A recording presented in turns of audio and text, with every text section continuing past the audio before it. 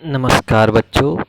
आज हम कक्षा 10वीं का जो चैप्टर दूसरा है गद्य खंड का बाल गोविंद भगत उसका अध्ययन करेंगे।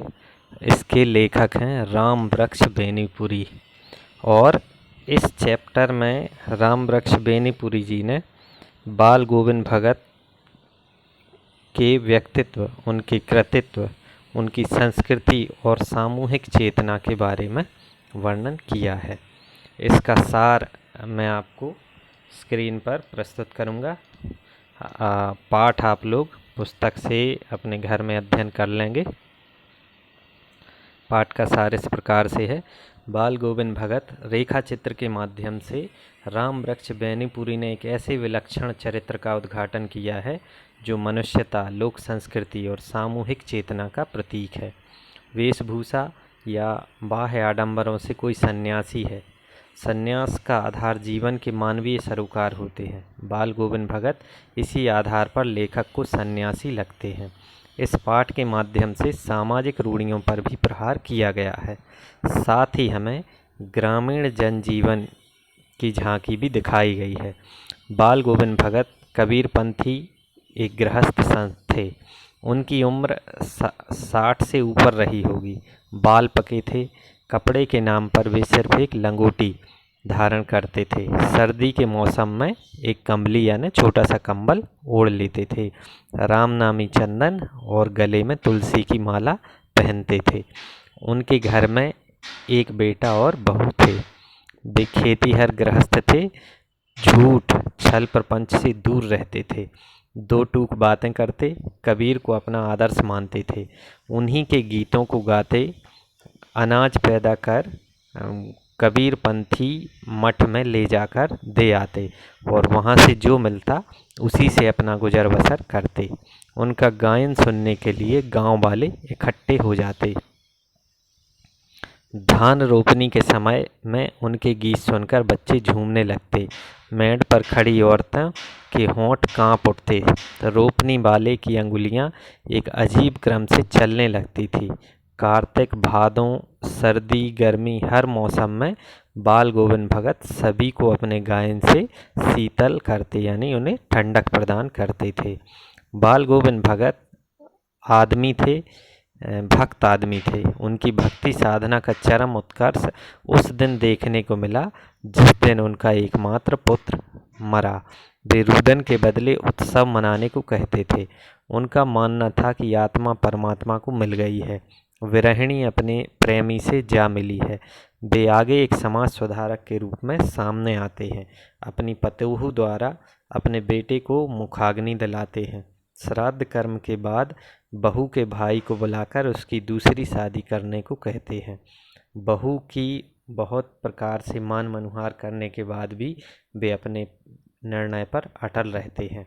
इससे पता चलता है कि वे विधवा विवाह के समर्थक भी थे। ये इस पाठ का सार है। बाल गोविंद की मौत उन्हीं के व्यक्तित्व के अनुरूप शांत रूप से हुई। अपनी नित्य क्रिया करने के बाद वे गंगा स्नान करने जाते। बुखार, लंबे उपवास करके भी वो मस्त रहते थे, लेकिन बुखार में भी नेम व्रत न छोड़ते। 2 जून की रोटी खाते। गीत, स्नान, ध्यान, खेती बाड़ी, अंत समय में बीमार पड़कर वे रामनामी परंपरा को प्राप्त हुए। भोर में उनका गीत सुनाई न पड़ा तो लोगों ने जाकर देखा कि बाल गोविंद स्वर्ग सिधार गए हैं। ये इस पाठ का सार है। बाल गोविंद के व्यक्तित्व के द्वारा लेखक ने समाज की कई कुप्रथाओं पर प्रहार किया है। इसके प्रश्नोत्तर पर डिस्कस कर लेते हैं। खेती बाड़ी से जुड़े गृहस्थ बाल गोविंद भगत अपनी किन चारित्रिक विशेषताओं के कारण साधु कहलाते थे? तो खेती बाड़ी से जुड़े बाल गोविंद भगत पूरे गृहस्थ थे। वे कभी झूठ नहीं बोलते थे, हमेशा खरा व्यवहार करते थे। वे किसी चीज़ का उपयोग बिना अनुमति के नहीं करते थे। उनकी इन्हीं विशेषताओं के कारण वे साधु कहलाते थे। उनके सिर पर साधु एक टोपी रहती थी, साधु संतों जैसी विशेषताएं उनके व्यक्तित्व में दिखाई देती थी। कमर पर लंगोटी रहती थी, मस्तक पर रामानंदी तिलक चमकता था, गले में भी तुलसी की माला धारण किए रहते थे। अपने व्यवहार और आचरण में भी साधु तुल्य थे, इस कारण से वे साधु कहलाते थे। ये भी साथ में आप जोड़ देंगे। भगत की पुत्रवधू उन्हें अकेले क्यों नहीं छोड़ना चाहती थी? भगत की पुत्रवधू उनकी सेवा करना चाहती थी। वह नहीं चाहती थी कि एक बूढ़े आदमी को अकेले रहना पड़े, इसलिए वह उन्हें अकेला नहीं छोड़ना चाहती थी। पुत्र की मृत्यु के बाद भगत जी की देखभाल, भोजन व्यवस्था, बीमारी में सेवा आदि करने वाला कोई नहीं रहेगा, इसलिए भी भगत जी की पुत्रवधू उन्हें नहीं छोड़ना चाहती थी। भगत ने अपने बेटे की मृत्यु पर अपनी भावनाएं किस तरह व्यक्त की?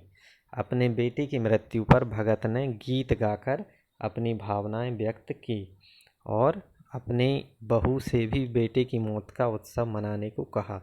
उनका मानना था कि मृत्यु से तो आत्मा का परमात्मा से मिलन हो जाता है, इसलिए इस अवसर पर हमें खुशी मनानी चाहिए। किसी की मृत्यु पर हमें दुखी नहीं होना चाहिए।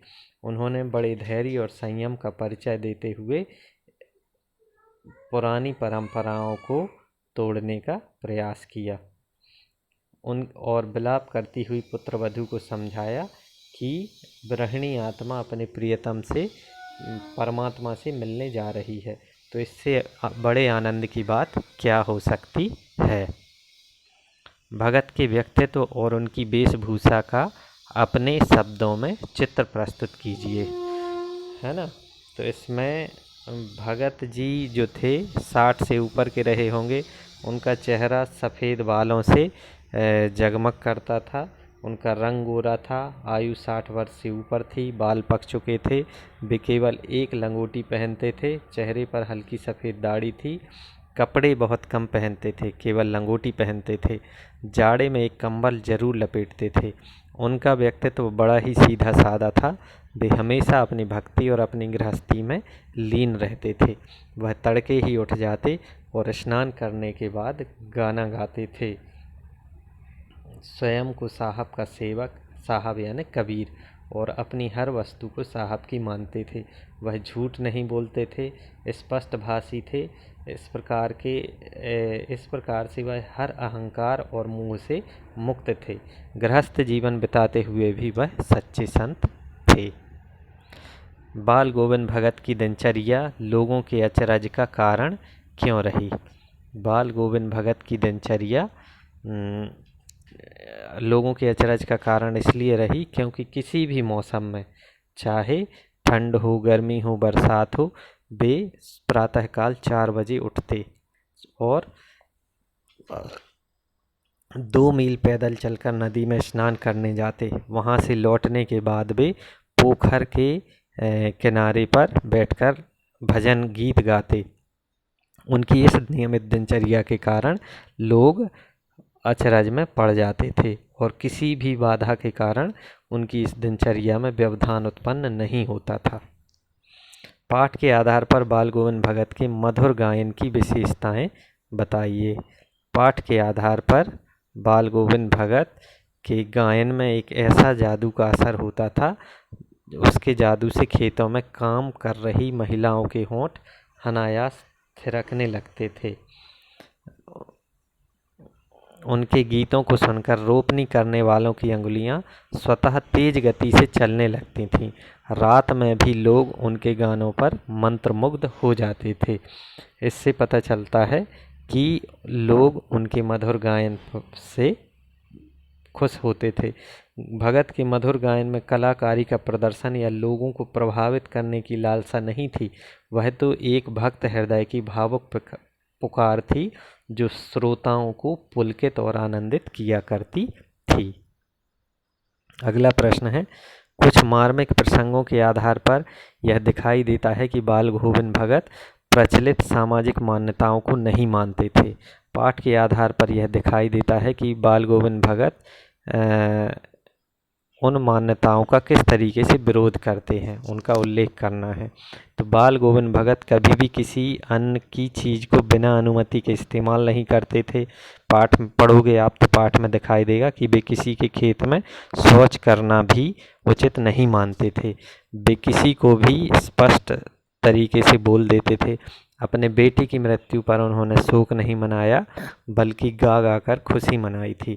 अपनी विधवा पुत्रवधू की उन्होंने दूसरी शादी करने का प्रस्ताव रखा था। इन सभी प्रसंगों से पता चलता है कि बाल गोविंद भगत प्रचलित सामाजिक मान्यताओं को नहीं मानते थे।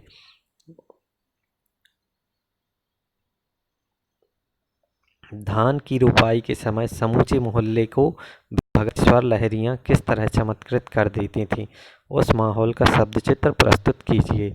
जब वे धान की रोपनी के समय गाते तो आषाढ़ का महीना उस समय चल रहा होता था और रिमझिम वर्षा हो रही होती थी। गांव के सभी किसान अपने खेतों में धान की रोपाई कर रहे होते थे। बाल गोविंद भगत भी अपने खेत में कीचड़ से लथपथ धान रोप रहे होते थे। तो वे इस समूचे माहौल को गीत गाकर प्रभावित करते थे। मेड़ों पर खड़ी महिलाएं स्वतः ही गाने लगती थीं। हलवाहों के पैर भी थिरक कर चलने लगते थे। रोपनी करने वालों की उंगलियां तालबद्ध तरीके से रोपनी में मशगूल हो जाती थीं। पाठ के आधार पर बताएं कि बाल गोविंद भगत की कबीर पर श्रद्धा किन किन रूपों में प्रकट हुई। बाल गोविंद भगत खेतों में जो कुछ भी उपजता था उसे लेकर वे कबीर के दरबार में जाते थे। वहाँ उन्हें प्रसाद के रूप में जो कुछ मिलता उसी से गुजारा कर लेते थे। वे किसी की मौत को शोक का कारण नहीं बल्कि उत्सव के रूप में लेते थे और कभी उन्होंने सामाजिक परंपराओं का कड़ाई से अंधानुकरण नहीं किया। अपनी पुत्र वधू से उन्होंने अपने मृत बेटे के शरीर को आग दिलवाई, जो कि सामाजिक परंपरा के विपरीत था। इन सब प्रसंगों से पता चलता है कि उनकी कबीर पर श्रद्धा प्रकट हुई। आपकी दृष्टि में भगत की कबीर पर अगाध श्रद्धा के क्या कारण रहे होंगे? वे कबीर के उपदेशों से अच्छी तरह से प्रभावित हुए होंगे। उन्होंने उनको जीवन में उतार लिया होगा, मन वचन कर्म से उनको अपना लिया होगा, इसलिए उनकी कबीर पर अगाध श्रद्धा रही होगी। गांव का सामाजिक सांस्कृतिक परिवेश आषाढ़ चढ़ते ही उल्लास से क्यों भर जाता है? क्योंकि आषाढ़ के महीने में तेज बारिश होती है जो खेतों के लिए अच्छी मानी जाती है। इस महीने में किसान धान की रोपनी करते हैं। धान की रोपनी एक महत्वपूर्ण काम होता है। यह काम जितने लगन से किया जाए फसल उतनी ही अच्छी होती है, इसलिए इस काम को गीत संगीत से भरे हुए माहौल में किया जाता है। ऊपर की तस्वीर से यह माना जाए कि बाल गोविंद भगत साधु थे। क्या साधु की पहचान पहनावे के आधार पर की जानी चाहिए? आप किन आधारों पर यह सुनिश्चित करेंगे कि अमुक व्यक्ति साधु है? साधु की पहचान पहनावे के आधार पर करना गलत होगा।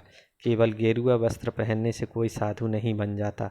साधु बनने के लिए आचार विचारों की शुद्धता होना अत्यंत आवश्यक है।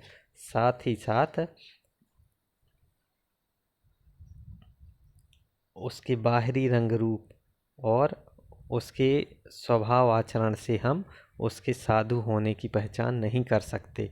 उसके लिए संयमी, सत्यवादी, परोपकारी, सांसारिक सुखों की लालसा न करने वाला, आडंबर रहित, अपरिग्रही, अहंकार शून्य और ज्ञानी व्यक्ति, चाहे वह गृहस्थ हो या गृह त्यागी, सामान्य वेशभूषा में रहे या साधुओं जैसी वेशभूषा में, वही सच्चा साधु कहला सकता है।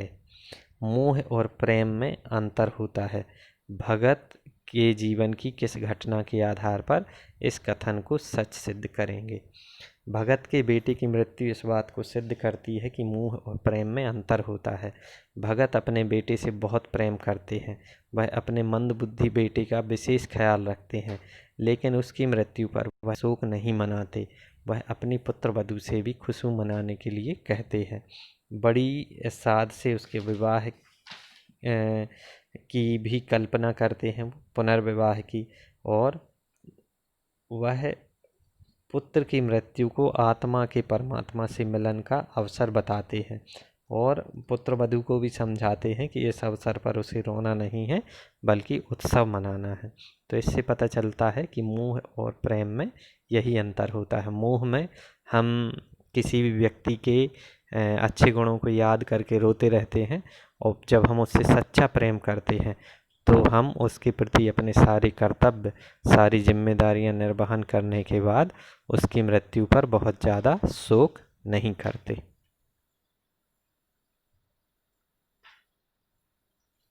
इस तरीके से ये बाल गोविंद भगत जो चैप्टर था, आप लोगों को इसका सार और प्रश्न उत्तर समझ में आए होंगे। धन्यवाद।